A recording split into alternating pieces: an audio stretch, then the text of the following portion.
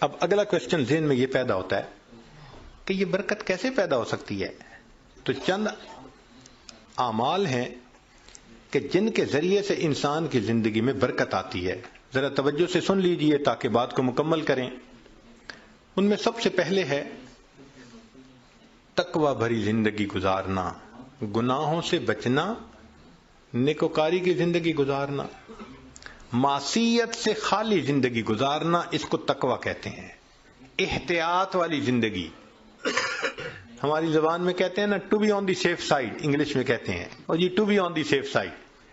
تو شریعت کے دائرے میں to be on the safe side رہ کر زندگی گزارنا، اس کو تقوی کہتے ہیں. اللہ تعالیٰ فرماتے ہیں وَلَوْ أَنَّ أَهْلَ الْقُرَىٰ آمَنُوا وَاتَّقَوْا لَفَتَحْنَا عَلَيْهِمْ بَرَكَاتٍ مِّنَ السَّمَاءِ وَالْأَرْضِ. اگر یہ بستی دیسوں والے ایمان لاتے، تقوی اختیار کرتے، ہم آسمان سے برکتوں کے دروازوں کو کھول دیتے. تو اس سے برکت آتی ہے.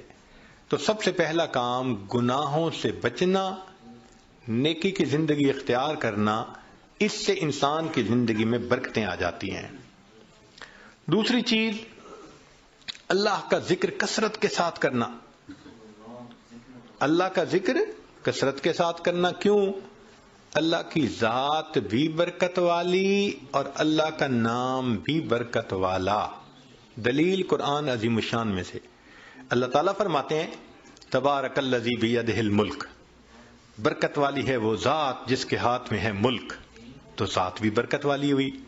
اور پھر فرمایا تبارک اسم ربک، برکت والا نام ہے تیرے رب کا. تو ذات بھی برکت والی اور اس کا نام بھی برکت والا.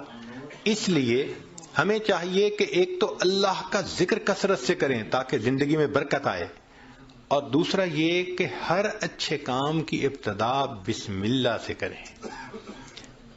بعض مفسرین نے لکھا ہے کہ اسم جو لفظ ہے نا، اس کے کئی معنی ہیں عربوں میں. ایک اس کا معنی ہے نام، تو بسم اللہ کا معنی بنے گا اللہ کے نام کے ساتھ. اب یہ ترجمہ اکثر ہم پڑھتے بھی ہیں اور جانتے بھی ہیں. لیکن اسم کا ایک اور بھی معنی ہے عربوں میں، وہ ہے برکت.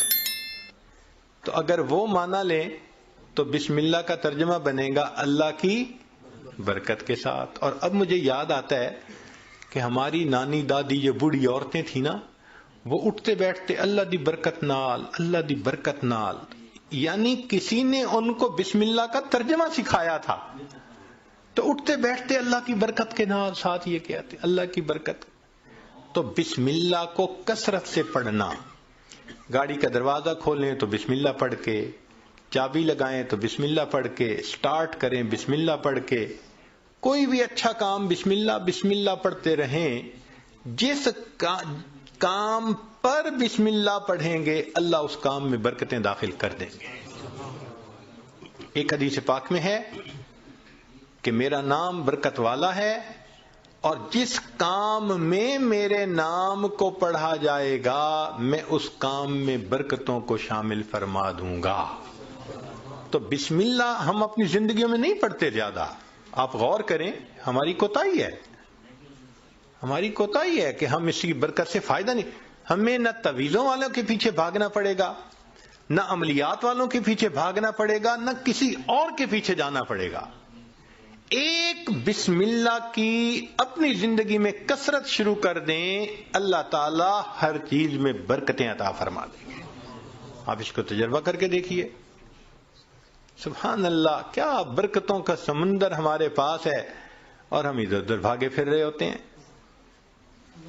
یہ تو ایسا ہی ہوا کہ انسان دریا کے کنارے ہو اور پیاسا مر رہا ہو. تو ایک تقوی سے برکت آتی ہے، اور دوسری اللہ کے ذکر سے، اللہ کے نام سے، بسم اللہ کو مختلف اوقات میں کاموں سے پہلے پڑھنے سے انسان کے عملوں میں، کاموں میں برکت آ جاتی ہے.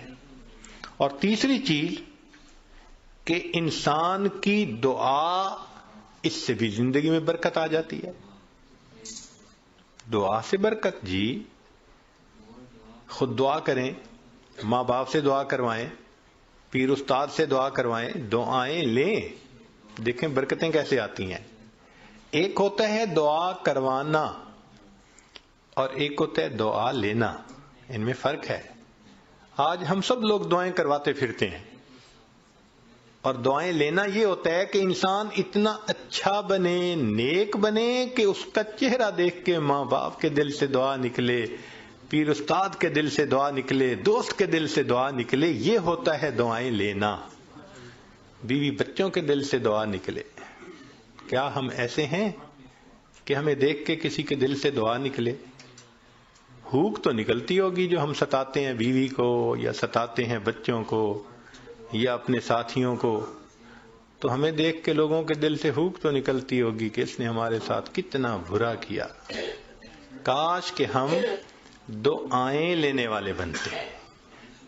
دعا سے برکت، ذرا سنیے۔ ابو ہریرہ رضی اللہ عنہ نبی علیہ السلام کی خدمت میں حاضر ہوئے۔ اے اللہ کے حبیب صلی اللہ علیہ وسلم، میں باتیں آپ کی سنتا ہوں، بھول جاتا ہوں۔ تو نبی علیہ السلام نے دعا دی، ایسی دعا ملی کہ فرماتے ہیں اس کے بعد میں بات سنتا تھا، مجھے بات بھولتی ہی نہیں تھی۔ انس رضی اللہ عنہ نے نبی علیہ السلام کی خدمت کی 10 سال۔ نبی علیہ السلام نے ایک مرتبہ دعا دے دی، اے اللہ اس کے رزق میں، عمر میں، اولاد میں برکت عطا فرما دے۔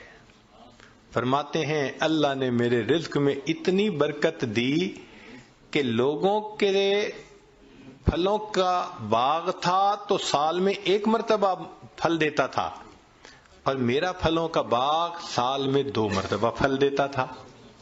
اور فرماتے ہیں کہ اتنی میری آمدنی تھی کہ میں لکڑی کاٹنے والے کلہاڑے سے سونے کی ڈلیوں کو توڑا کرتا تھا۔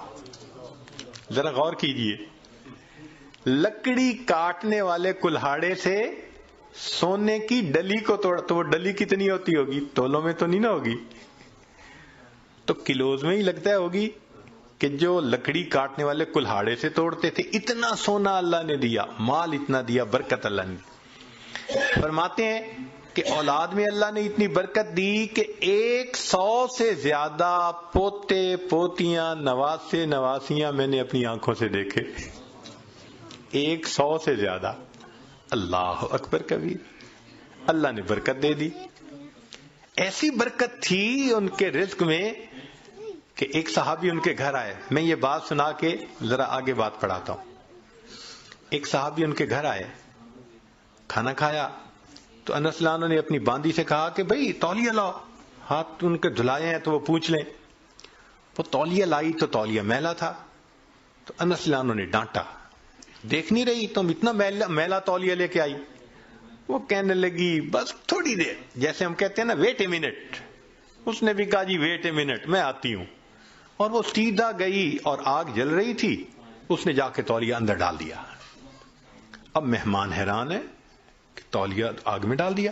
تھوڑی دیر کے بعد اس نے تولیہ نکال دیا، صاف شفاف تولیہ، اور وہ لے کے آئی اور کہ پلیز پلیز ہاتھ آپ اپنے جو ہے نا اس سے صاف کر لیں۔ وہ کہتے ہیں گرم گرم تولیے، صاف ستھرا، میں نے اس سے ہاتھ تو خشک کر لیے۔ میں نے انس رضی اللہ عنہ کی طرف دیکھا